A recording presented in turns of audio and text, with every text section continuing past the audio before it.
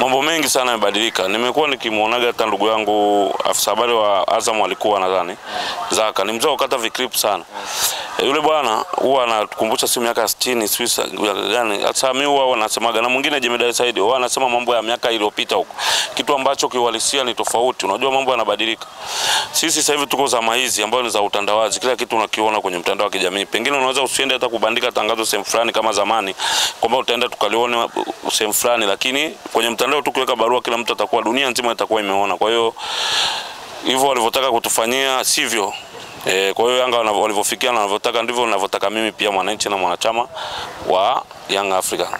Kwenye upande wa kile ambacho kimezungumzwa na afisa habari wenu kwamba mpaka sasa ni mwaka wa 3 sasa hamjalipwa pesa yenu kama mshindi wa kwanza wa mashindano haya. Kwa hiyo unadhani kina afya kwa muda huu ambao Young Africans bado hamjajihakikishia ubingwa wa ligi wala ubingwa wa kombe la shirikisho la CRDB? Kina afya kwa 100%. Kama kuna asilimia zinazidi basi hata kama ni 200 300 ni sawa. Kwa sababu kwanza watu ambacho hawajui sio kwenye mpira tu.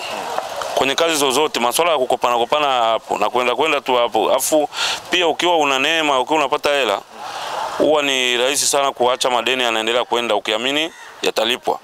Lakini siku ambayo umeishiwa sasa ndio utaanza kukumbuka yale ambayo unadai.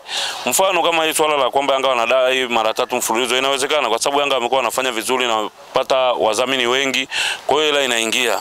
Kwa hata swala ka ubingwa wa CRDB ilikuwa ni kitu ambacho kisiki paumbele sana.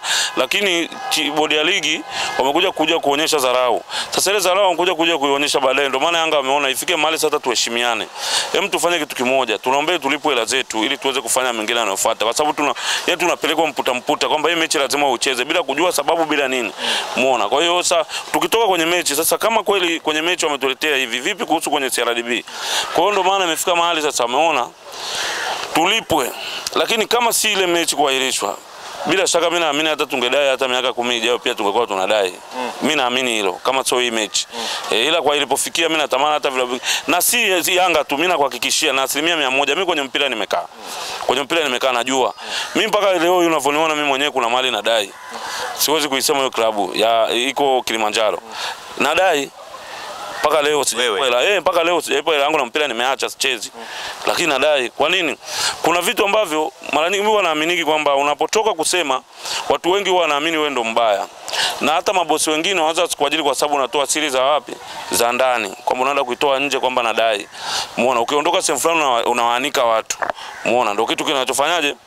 Ndio kitu kinachoonekana. Lakini ukifuatilia utagundua kwamba mtu ile ni haki yake anadai, lakini wengine wanafanya kazi kwa mazoea.